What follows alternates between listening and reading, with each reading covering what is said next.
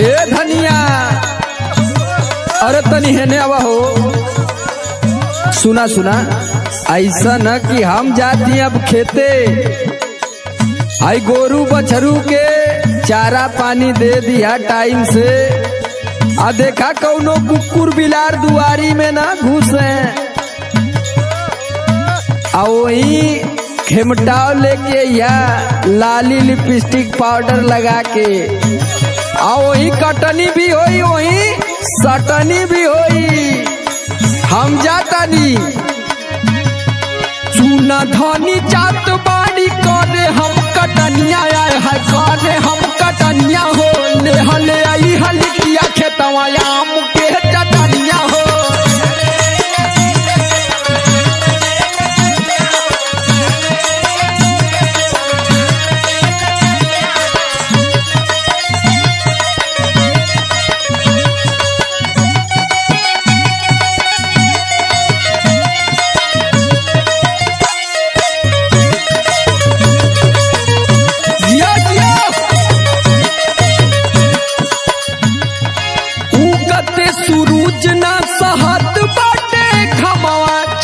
छन जहरे लागे खेतवा में चमावा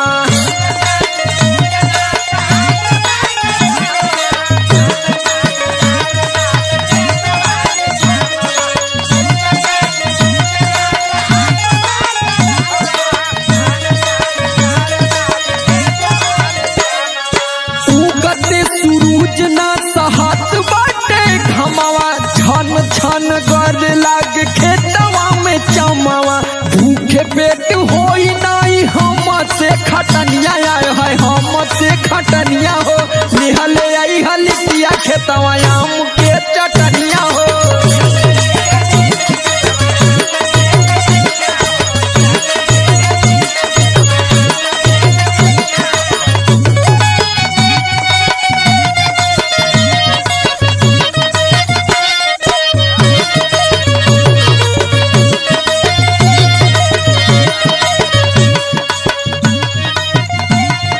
जोहत बाड़े खेत में बेचारू धनिया कब है लेके खमटाओ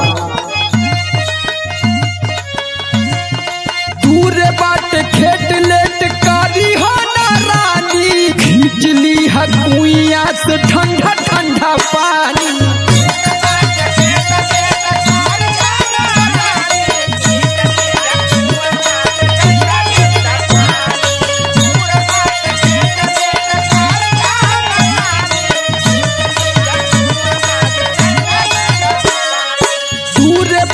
खेत लेट कारी हो ना रानी खिचली हकुआना से ठंडा ठंडा पानी। अरे धनिया कहाँ रह गईली हो अब बर्दाश्त नहीं खे हो तोहरे ही हाथवा से करब हम भोजनिया आए है करब हम भोजनिया हो निहले आई हलिया खेतवा आम के चटनिया हो।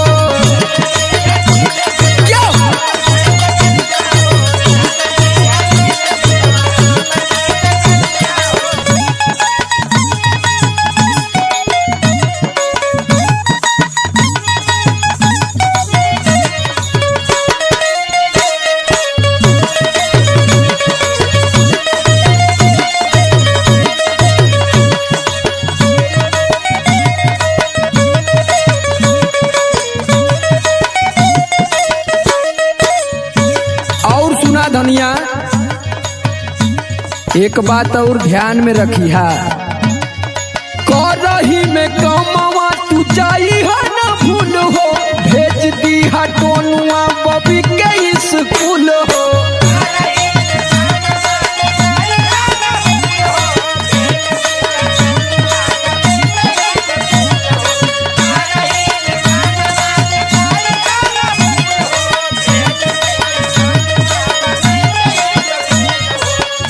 कमावा तू जाई है ना भूल हो भेज दी है टोनुआ बबी के स्कूल हो।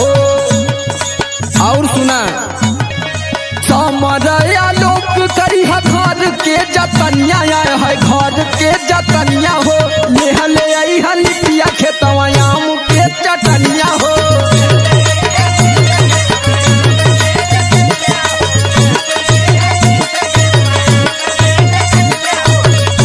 आई है खेतवा लिपिया आम के चटनिया हो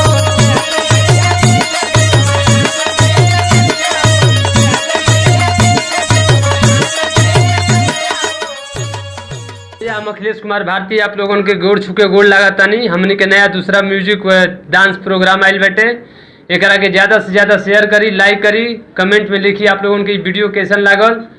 अगर हमने के आप लोगों के चैनल पसंद आवा तटे तो बहुत बढ़िया बाटे हम लोग के दिल से दुआ दें जा आप लोगों ने।